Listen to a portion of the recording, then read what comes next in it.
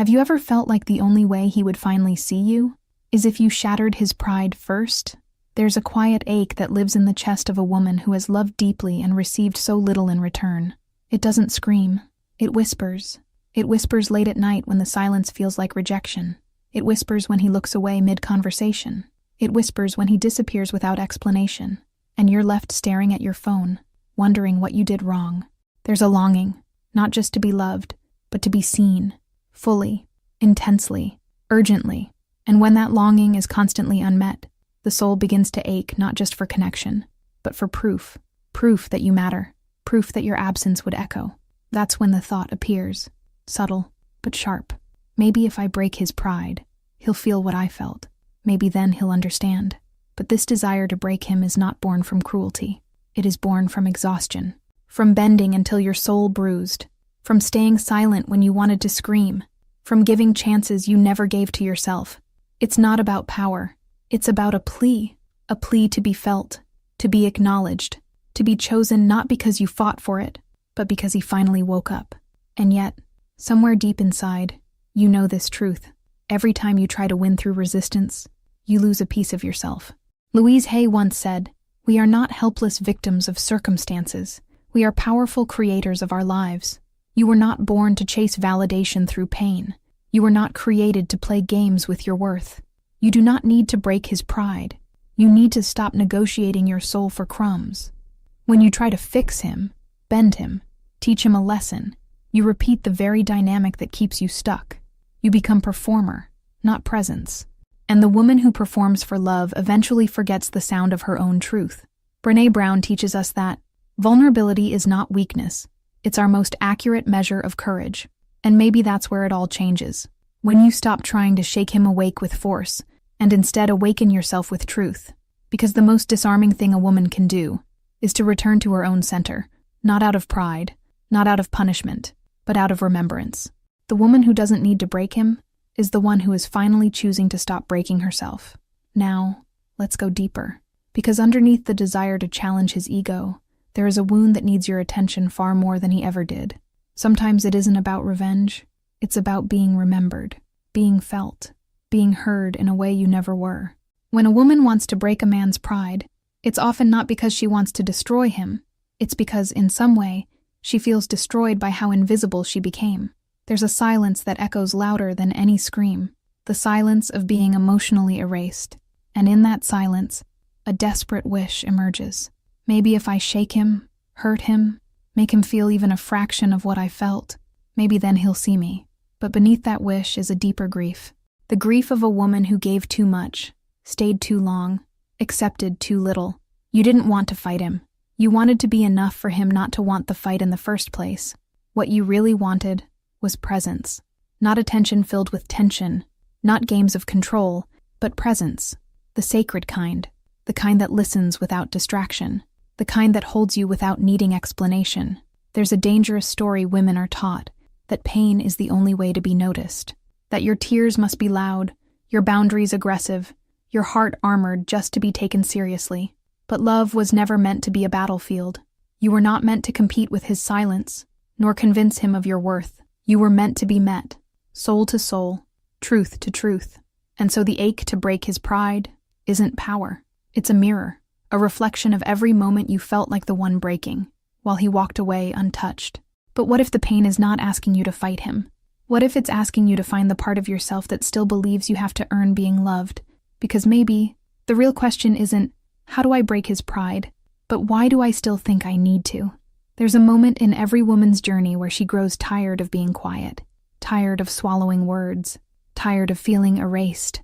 And so, one day, she raises her voice, not just in volume, but in intensity. She demands to be seen. She demands to be valued. She speaks with fire, hoping the flames will finally illuminate her worth. But often, behind that emotional loudness, is a deep and aching silence within. Emotional noise is not always strength. Sometimes, it's the echo of a heart that has gone unheard for too long. When your truth has been ignored, when your softness has been taken for granted, it makes sense that you might raise your voice. Not because you want to fight, but because you've been fighting yourself in silence. But here's the gentle truth. Being loud does not always mean being powerful. Power is not in how high your voice goes. It's in how rooted your presence becomes. When you try to dominate with emotion, it can begin to mirror the very chaos you were trying to escape. It can become a performance, a desperate attempt to prove that you matter. And in doing so, you might lose connection with the one person who truly needed your attention, you. Louise Hay taught that every outer conflict reflects an inner imbalance, and when your emotional expression turns into a battle for control, it's often because something inside of you still believes that love must be earned through struggle. But you were not created to be loud to be heard. You were created to be whole to be felt. So the real disruption to his ego, to his pride, is not your noise. It's your stillness, your calm knowing, your unwavering self-respect. Because that, more than any outburst, holds the power to make a man stop and truly listen. Not because he's afraid of your volume, but because he senses your essence. And when a woman returns to her essence, she no longer needs to scream. Her presence alone speaks the truth he cannot ignore. There is a kind of woman who doesn't chase, doesn't plead, doesn't shrink. She doesn't beg to be chosen, and she doesn't compete for crumbs. She doesn't play games or try to prove her worth, because she knows it. She wears her boundaries like quiet armor, and walks through life with a grace that unsettles the insecure. To the man ruled by pride, she is not merely different, she is disarming. Self-respect is not loud, it's not flashy, it doesn't seek applause, it is calm, grounded, and unwavering. And it terrifies the man who has grown comfortable with control, because she is not trying to win him. She is not auditioning. She is not waiting. Her very presence is a mirror, and what it reflects can be uncomfortable. It shows him the immaturity he's been hiding behind, the emotional laziness he's refused to confront, the fear of intimacy he's disguised as aloofness. When a woman respects herself, she becomes the interruption to every pattern he's never questioned. She's not seductive because she bends. She's magnetic because she stands, and what she stands for is sacred. Her truth, her peace, her essence. This kind of presence can't be manipulated. It can't be guilted into submission or worn down by silence. It is a soft refusal to play roles that don't align with her soul. It is the refusal to apologize for asking for more than survival-level affection. And it's in this quiet strength that the real transformation begins, not by force, but by invitation. When a woman respects herself, she extends an invitation to him to rise, not to dominate, but to meet her in truth, to meet her where love is no longer a transaction, but a conscious exchange. So if you've ever wondered what truly shakes a man out of his ego, it's not drama, not distance, not seduction. It's a woman who has nothing to prove, because she already knows who she is. There comes a sacred moment in a woman's journey when she realizes that saying no is not rejection, it is remembrance. It is the reclaiming of space once filled with silence, the restoring of a voice once lost in the noise of people-pleasing. It is the awakening from a long sleep of self-abandonment. Louise Hay reminds us, it is safe to say no to what no longer honors me. And those words are not just affirmation, they are liberation. Because for many women, yes became survival. Yes became a way to be loved, to avoid conflict, to stay needed. But every forced yes carved a tiny fracture in the foundation of self-worth. Every yes to his delays, his half-loves, his absence, became a quiet no to yourself. The woman who begins to say no from a place of inner truth is not closing herself off. She is opening herself to wholeness. No becomes a bridge from desperation to dignity, from fear to faith, from craving to clarity. And for the man who thrives on power plays, this no is not just unexpected, it is confronting. It forces him to see the gap between what he offers and what he takes. It reflects his emotional adolescence in the mirror of your maturity. You don't say no to punish. You say no because your heart has learned to listen. And what it hears now is different. It hears when love is real. It hears when energy is off. It hears when patterns repeat. And it refuses to stay quiet for the sake of keeping someone who was never truly present.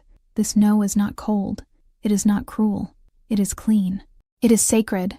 It is the language of a woman who knows that her energy is a currency, and she will no longer spend it where it brings no return. So when you begin to choose yourself, when your no becomes rooted in self-honor, you're not just shifting the dynamic, you're elevating the entire relationship. And whether he rises with you or not, you no longer fall trying to carry him. Pride can wear many masks. It can look like silence. It can look like detachment. It can even look like control disguised as calm. But when a man is ruled by pride, what he's really hiding is fear. Fear of intimacy. Fear of being seen. Fear of not knowing how to love in a way that goes beyond ego. Pride builds walls. Presence builds bridges. And the woman who returns to herself, who sits in her stillness, who doesn't shrink but doesn't scream, she becomes the presence that reveals what pride cannot protect. He may try to act unbothered. He may pull away, delay, deflect. But presence doesn't chase. It doesn't beg. It doesn't try to fix. It simply is. And in that being, there's an invitation that no pride can refuse for long. An invitation to come out from hiding, to put down the armor, to meet vulnerability with truth. But presence is not passive. It is active clarity. It's the calm in your voice when you say, "This is not enough." It's the strength in your eyes when you walk away with dignity, not drama. It's the silence that doesn't punish, but protects. Many women confuse emotional intensity with presence. They think love must be loud to be felt. But presence is not about making a scene. It's about making a stand. A stand for your peace. A stand for mutual respect. A stand for love that doesn't require you to lose yourself to keep it. And when you embody this kind of presence, you stop reacting to his pride. You stop trying to decode his distance. You stop waiting for him to validate what you already know, that you are worthy of being met, not managed. So let him hold on to his pride, if that's what he chooses. But you hold on to your presence. Because presence doesn't just reveal his fear, it calls forward his potential. There's a quiet exhaustion that settles in when you spend your energy trying to make someone understand what they're not ready to feel. It's the fatigue of explaining, showing, proving, hoping that one more conversation, one more boundary, one more outburst will finally wake him up. But here's the deeper truth. Trying to teach him a lesson only keeps you enrolled in his curriculum. You were never meant to be his teacher. You were meant to be your own student, learning how to honor your needs without waiting for his permission. Every time you try to show him what he's done, how much it hurt, what he should change, you take the weight of his emotional responsibility and place it on your shoulders, and you've carried enough. Letting go doesn't mean you don't care. It means you've stopped trying to force understanding where there is resistance. It means you've chosen peace over performance. And it means you've remembered that healing isn't about fixing someone else. It's about refusing to betray yourself in the process. When you stop trying to teach through pain, you begin to teach through embodiment, through quiet strength, through your absence where there used to be overgiving, through your presence in your own life where there used to be waiting. This shift is subtle, but powerful. It doesn't scream, "I'm done." It simply no longer engages in cycles that drain your soul. And in that stillness, something profound happens. Not just in you, but sometimes even in him. He begins to feel what your words never could explain. He begins to notice the difference between noise and depth, between attention and presence. But whether he learns the lesson or not is no longer your concern. Because the real shift is this. You are no longer trying to win him back. You are finally walking yourself home. There's a deep difference between being liked and being loved. Liked is safe. Liked is convenient. Liked is earned through effort, charm, compliance. But loved, truly loved, requires something else. It requires authenticity. It requires presence.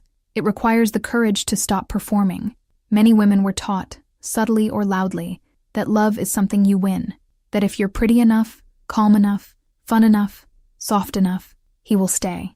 So we learn to mold ourselves, to anticipate needs, to avoid conflict, to polish our edges so we become more palatable. But the woman who lets go of performance, the one who risks being misunderstood, the one who allows herself to be real even when it's messy, that woman is unforgettable. Not because she pleases, but because she exists, fully, fiercely, freely. He might not understand it at first. He might even pull away. But the truth is, the heart doesn't fall in love with a mask. It falls in love with what the mask was hiding, with the breath beneath the effort, with the stillness beneath the striving. When you stop performing, you begin to reclaim your truth. You reclaim the laugh that wasn't filtered, the opinion that wasn't softened, the desire that wasn't silenced. You become a living boundary between what is real and what is role. And that boundary, it doesn't push love away. It draws real love in. So many women fear that if they stop adjusting, they'll lose him. But here's the sacred question. If he only stays when you're performing, did you ever truly have him? The woman who stops performing stops asking, "Am I enough for him?" and begins asking, "Is he enough for the woman I'm becoming?" And in that shift, everything changes. Because she's no longer fighting for love, she's becoming it. She spent years fighting to be seen, not with anger, but with effort. She tried to be understanding, supportive, patient. She stayed when she should have walked. She justified his distance, softened his silence, explained away the absence with hope. And somewhere along the way, she forgot how it felt to be truly met. But one day, something shifted. It wasn't dramatic. It wasn't loud. It was quiet. Like the moment the sun rises without needing permission. She stopped fighting, not out of defeat, but out of awakening. She realized the battle she was in wasn't with him. It was with herself, with the part of her that still thought love had to be earned through endurance. So she let go, not in bitterness, but in grace. She let go of the need to be chosen. She let go of the fantasy that her worth depended on his recognition. She let go of the illusion that she had to prove anything. And in that letting go, something beautiful happened. He felt it, not the kind of feeling that comes from guilt or pressure, but the kind that comes from truth. For the first time, her presence was no longer entangled with need. It stood on its own, steady, whole. And without her saying a word, he began to see her in a way he never had before. He dropped his guard, not because she asked him to, but because her peace left no room for pride to hide. The energy shifted. The air between them changed. And suddenly the chase wasn't hers to carry. It was his. But by then, she wasn't looking for a reaction. She was living a revelation. That love is not proven through suffering. That value is not given by another. It's remembered within. And once remembered, it cannot be erased. That woman didn't lose him. She found herself. And in doing so, she reminded him of the kind of woman he could no longer take for granted. There's a sacred kind of strength that comes not from winning the battle, but from realizing you no longer need to fight it. You were never meant to break his pride. You were meant to rise above the game, to stop proving, to stop chasing, to stop shrinking yourself to fit into someone else's fear of love. Louise Hay spoke a truth that lives beyond time. I am not responsible for fixing others. I am responsible for honoring myself. And honoring yourself doesn't mean closing your heart. It means opening it inward first. It means tending to the parts of you that kept hoping he would change, instead of changing the way you loved yourself. The true revolution isn't in how loudly you walk away. It's in how quietly you return to yourself. It's in the peace that comes when you no longer need closure. It's in the stillness that settles when you stop asking, "Will he ever see me?" and start affirming, "I finally see me." Brené Brown reminds us, owning our story and loving ourselves through that process is the bravest thing we'll ever do. And you, beloved woman, are doing exactly that. By not bending to fit someone's inability to love deeply. By not confusing being chosen with being cherished. By remembering that your softness is not weakness, it is your strength. You are not here to break men. You are here to break cycles. You are here to end the pattern of overgiving, of emotional begging, of shrinking to fit into someone else's version of love. You don't need to shout. You don't need to prove. You don't need to wait. The woman who honors herself fully becomes the kind of presence that cannot be forgotten. She doesn't demand love. She draws it. She doesn't fight for attention. She embodies enoughness. And yes, when you rise, he might love you like never before. But that will no longer be the goal. The goal is this, to be so full of your own light that whether he stays or goes, you remain radiant. You don't need to be the hammer. You are the flower that blooms despite the storm. You are the light that disarms, the stillness that transforms.